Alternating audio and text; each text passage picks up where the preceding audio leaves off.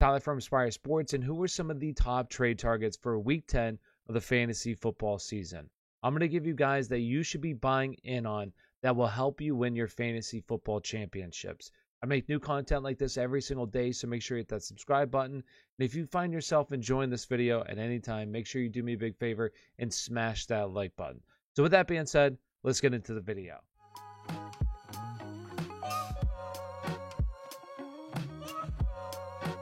The first player I'm going to talk about is Elijah Mitchell, and if you've watched my previous videos, seen me go live, you know that I'm a big fan of Elijah Mitchell, and if you haven't bought in on him yet, I'm here to convince you to do so. So, was this past weekend great? No, it wasn't great, but he did score more points than Ezekiel Elliott, Austin Ekeler, and Darrell Henderson, and he did it in a way that we haven't seen him score before, and that's in the receiving game, which was really encouraging. This past weekend, he ran 28 routes. He had 5 targets, caught all of them for 43 yards. You have JaMycal Hasty, who weeks prior was involved in the passing game. This past weekend, he ran 17 routes. So Elijah Mitchell ran more routes than him, which, once again, this is really encouraging for Elijah Mitchell because the biggest thing for Elijah Mitchell not being an RB1 was his receiving work. And if this continues, where he gets more involved in the receiving game, he has RB1 potential. Currently, not only has he been pretty solid in fantasy football, where prior to this week, since coming off the bye, he was RB number 7 in points per game at the running back position, but he's also been really good in real life football. Every single week, he continues to get better. Currently, he's averaging the second most yards after contact per rush in the NFL, behind only Nick Chubb at 4.2. The dude is really good at football. Not just fantasy football, but real life football. Jeff Wilson didn't even play a snap this past weekend. Now I expect him to be more involved as the season progresses, and is probably going to take over JaMycal Hasty's role, but this team loves Elijah Mitchell. They've talked about him a lot throughout the season. He is the RB1 on this team, and if he can see more receiving work like he did this weekend, there is legitimate RB1 potential here and a really good schedule coming up against teams like Jacksonville, Seattle, Cincinnati, Atlanta, Houston. The sky's the limit for Elijah Mitchell. Go out and buy him. The next player on the list is going to be Javonte Williams. And right now you may have some people that are saying sell on Javonte Williams, maybe buy in on Javonte Williams. For me, I'm buying in on Javonte Williams. And it may seem a little crazy after Melvin Gordon out-touched him, out-snapped him, out-produced him once again in fantasy football. But here are my reasonings. First, he has a pretty good schedule coming up against the Los Angeles Chargers, the Raiders, Detroit, Kansas City, Cincinnati. Those are all really good matchups for the running back position. Next, he does have Melvin Gordon in front of him, but Melvin Gordon has played a full season one time in his career. One time in his career, at 28 years old, do we really think that Melvin Gordon is going to play a full season this year? So far, he has, but he could also miss some time. But the main reason why I'm buying in on Javonte Williams is because he's really good at real life football. All right, there's 3 stats that I'm really looking at in terms of analytics that I think showcase a running back and how good that running back is in real life football.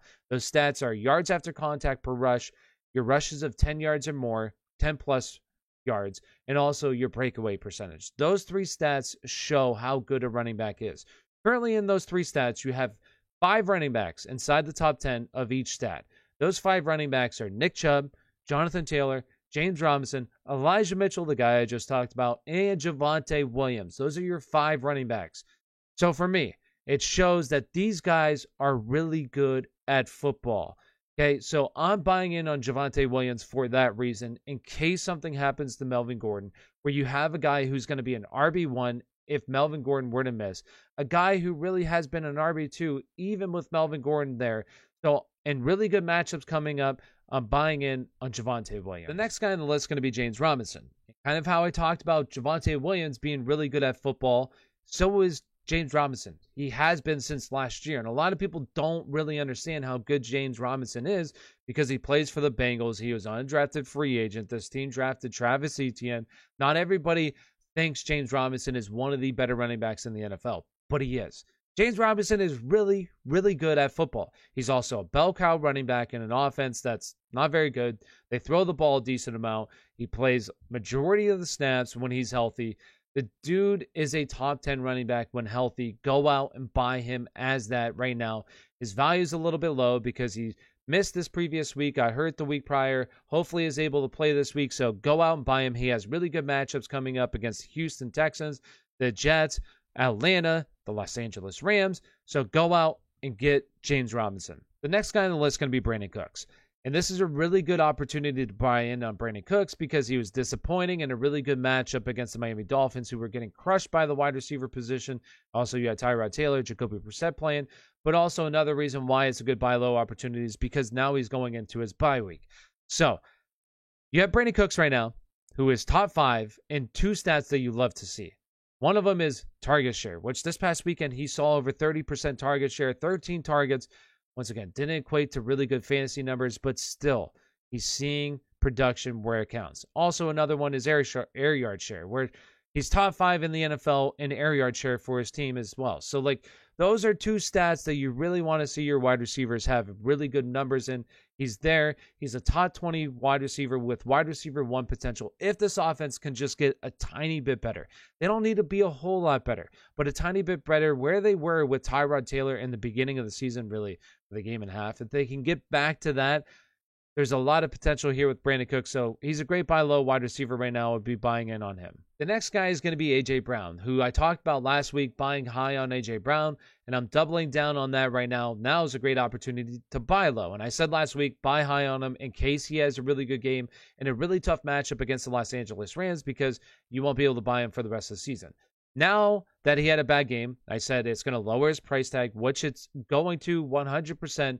So now buy in on him. He had a 40% target share this past weekend against the Los Angeles Rams. It didn't equate to a lot of fantasy points, no, but it was really encouraging in a game that they didn't really need to throw the ball a whole lot because they dominated from the very beginning. This defense is not as good as it showed this weekend. It's not going to be that good for the whole season. This team is going to have to throw the ball. They're going to struggle to run the ball, which they did this past weekend. Buy in on A.J. Brown. There's top 5 potential here with A.J. Brown.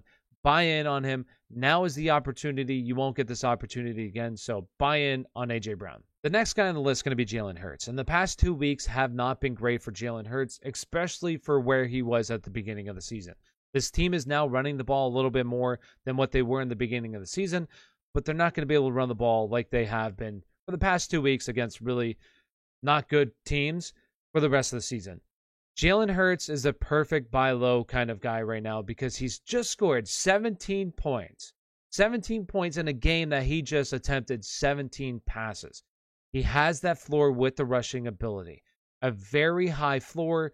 So go out and buy in on him when they play games that are going to be really competitive, where they're not going to be able to run the ball as effectively as they have been for the past 2 games, and they're going to have to rely on Jalen Hurts to do a lot more. So now is the perfect time to buy low on him for the rest of the season. The next guy is going to be Mike Gesicki, and if you've listened to me in the past, you know I love Mike Gesicki. He's kind of like Elijah Mitchell, where I talk about Mike Gesicki all the time, all right? He's an absolute freak at the tight end position, probably the best right there with Kyle Pitts in terms of the best athlete at the tight end position. He's just really good at football as is. You can go check out his one-handed catch from this past weekend. He's phenomenal. With Tua coming back into the lineup when he got healthy, Mike Gesicki was tight end prior to this week. Mike Gesicki was tight end number 1 on a points per game basis at the tight end position. With Tua hopefully coming back next week, he's going to go back to being an absolute stud. This weekend, he could have had a much, much bigger day if Jacoby Brissett didn't miss him twice in the red zone. One of the times, it would have been an easy walk-in touchdown, but Jacoby Brissett is just not very good at football.